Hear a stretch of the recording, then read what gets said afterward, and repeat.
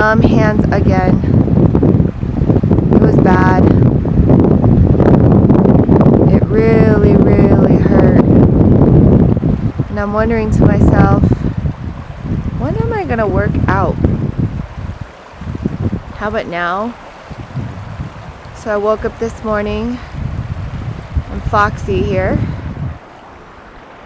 She gave me a nice little smile, and pretty much I realized we need to just do the walking properly. What's my excuse now not to work and hike and get my heartbeat running again? I was listening to Peterson last night, and it was a Q&A, and one of the audience members asked him, how can you prevent brain damage such as dementia or like memory loss? And Peterson said the number one preventative measure is exercise, cardiovascular and muscle training, scientifically proven. So I gotta do what I gotta do, I can't be sitting in front of a computer editing every day.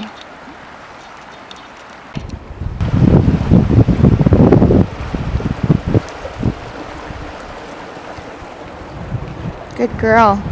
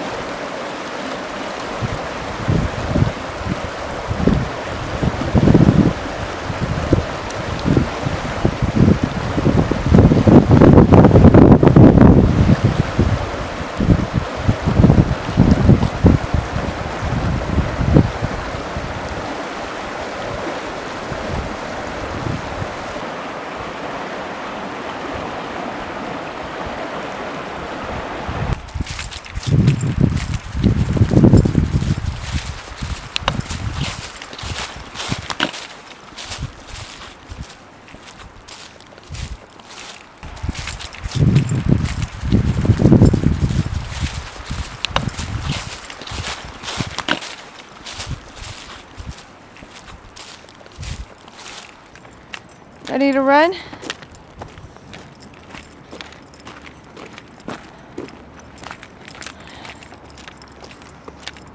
Foxy's having a field day of smells here. Brand new smells. Transported into Pleasantville, and everybody's just it's very spacious here. Not unlike where my parents live right now in California. Come on, Fox.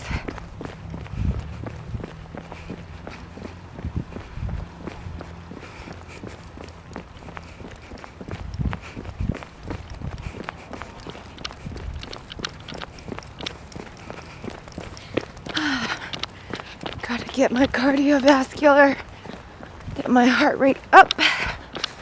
Oh shit. There's a dog without a leash. I'm a little scared. Foxy, stop. Dog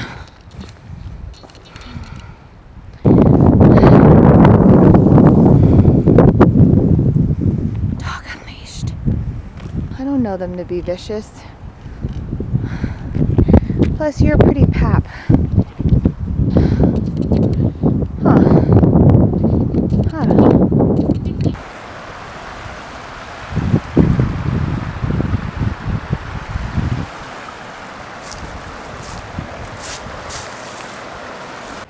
One time we were at a cemetery together, and we saw a coyote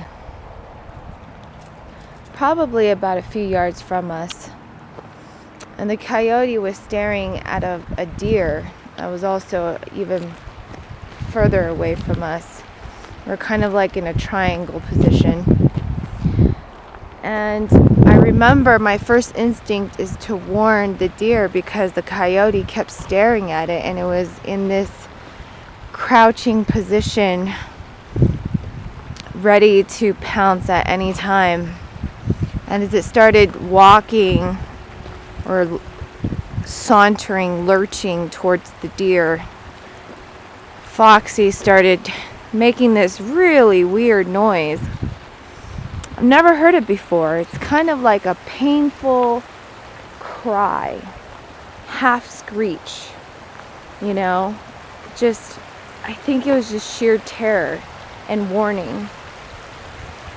Like she just knew that it was dangerous. And so she made the call, and I started screaming at the deer to go, run away, run away. And the deer did. It took notice to the coyote, and it left. And I held Foxy tight, and I moved her immediately to our car. We weren't too far away from the car.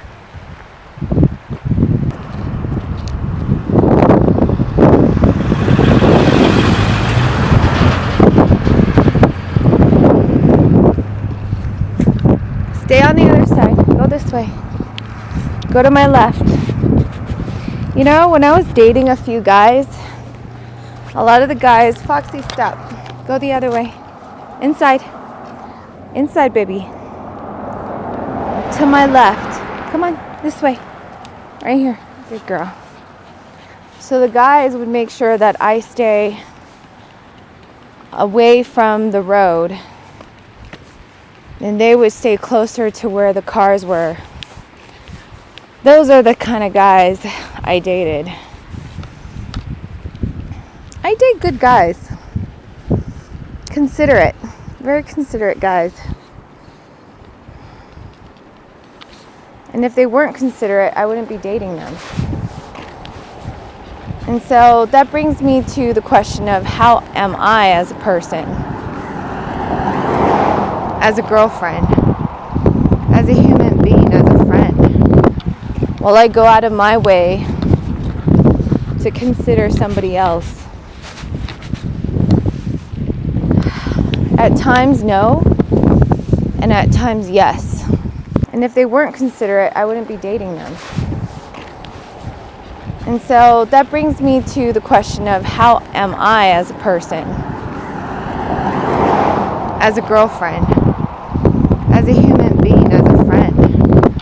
Will I go out of my way to consider somebody else? At times, no, and at times, yes. Except for now. Okay, Foxy. Alright, so I know what the situation is with me and with Foxy. Sometimes I could be in my own head way too much when I'm creative or coming up with ideas, that I just don't pay attention to somebody else that I'm responsible for. I think I can't leave Foxy, so I chose her over him. I wonder if that was a setup. You know, it's like either hang out with me without her, or just hang out with her without me. I think if anyone makes anybody choose like that, it's a sign of control and fear rather than love. And so one of the things I did that didn't work out between me and my ex-husband was that towards the end of our marriage,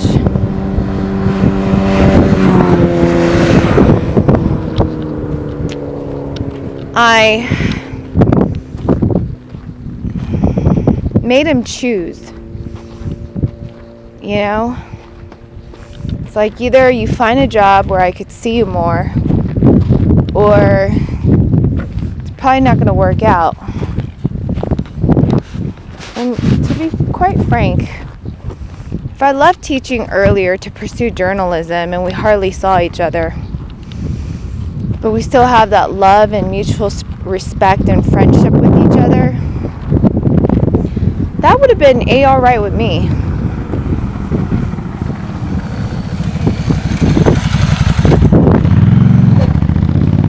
But I think he wanted a woman to stay home and take care of the kids.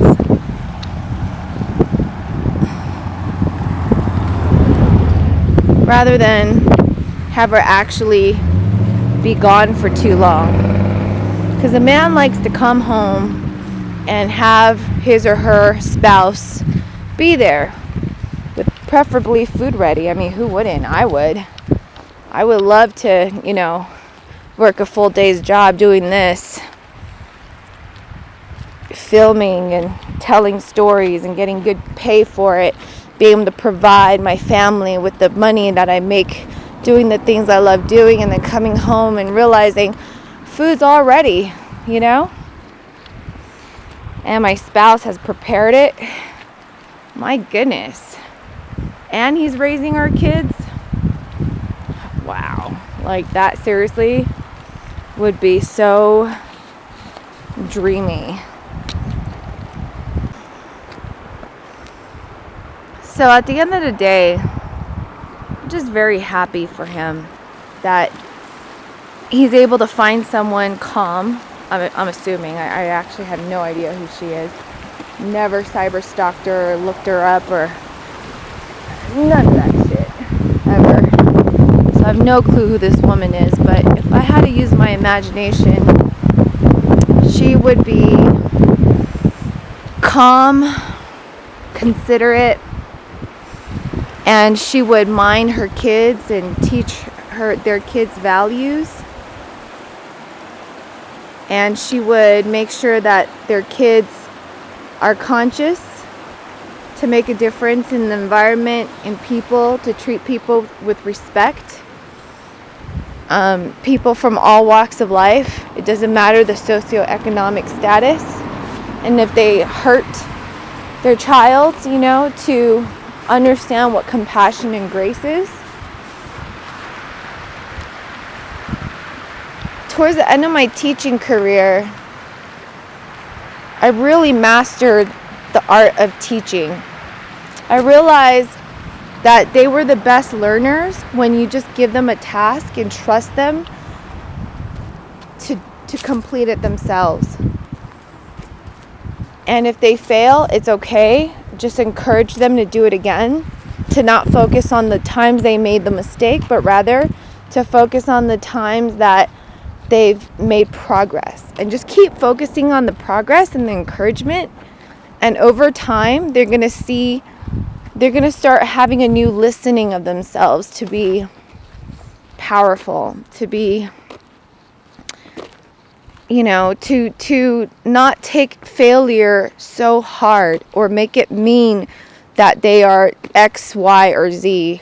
Whatever labels, like just letting go of all the labels. And one of the things that Ping, founding director of UCLA Arts and Healing, told me was that when we're doing these socio-emotional therapies, art therapy, it's important to just describe the action rather than place a label, whether it's good or bad. It's like, oh, this is a great poem, that's still placing a label, like this one's better than that, because if other people hear it that, this is a great poem, first off, it's too generic, and two, other people might feel by default that theirs isn't as good. So it's important to just call the specific line that resonated with the person, So when I'm creating the Artist-Inspired Journaling program, I imagine it to be where when people listen to other people's journal entries, one of the guidelines is to just highlight the parts in their journal entries that, the other person resonated with, and for that other person to talk about it,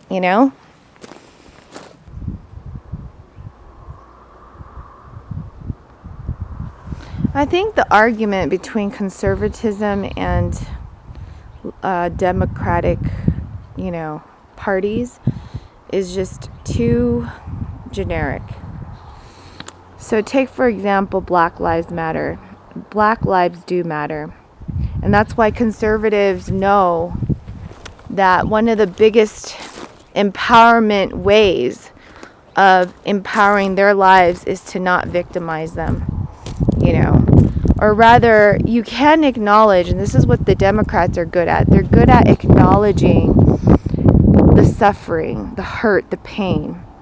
And conservatives are good at doing something about it. Okay, now that we acknowledge it,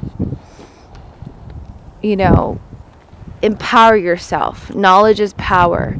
You know, take personal responsibility. Now that this has happened to you, whether it's a rape or a theft or a severe abuse, you know, like, we have choices. One, we can hold on to the resentment and start focusing on the hate, right? Or suppressing it, even worse, right? Or we can actually do something about it, you know, where in which we're going about it, I believe it's just wrong, you know? Foxy, we can't silence people. We can't, like, monitor their thoughts. We gotta let them express anger for what anger is. Self-expression is one of the most powerful tools in processing our spiritual growth. Even if that means articulating that I want to kill or I want to hurt, you know? Because, yeah, I get it. You know, the more you speak into it, the more energy you give. But if you were to force it, right? Because love does not insist in its own ways. If you insist upon it and you put legalities behind it, then you're only going to cause more resentment for that suppressed expression.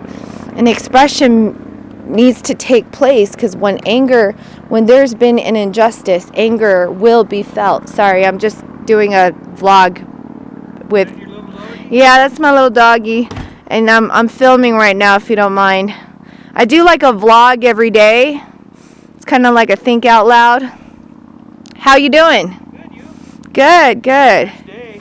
Yeah, it's a really beautiful day. When's it gonna start snowing in Colorado? I'm from out of town. I'm from California. It's supposed to snow tonight and into the morning. Really? Yeah.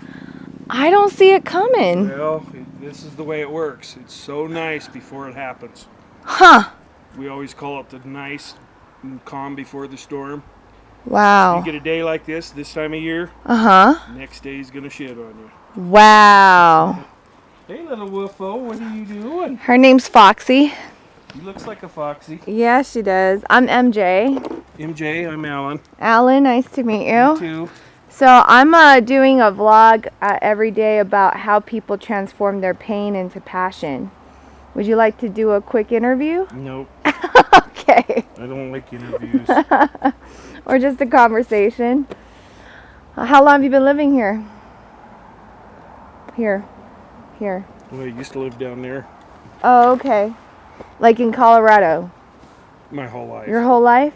Wow. But down there we got flooded out like 3-4 years ago. I had a beautiful house, and now thank God I treated my neighbors good. Yeah. Yeah. Isn't that interesting that, you know, we could build all our lives and then just like that, you know? And that's what it did. It rained, and boy, 2 days, everything's gone. Wow. And it ruined all these houses. They just could rebuild because it didn't take them away. Wow. Well, I mean, What's going on, bud? How was it? Another day, another dollar. Another day at the office. I'm MJ Hi, MJ.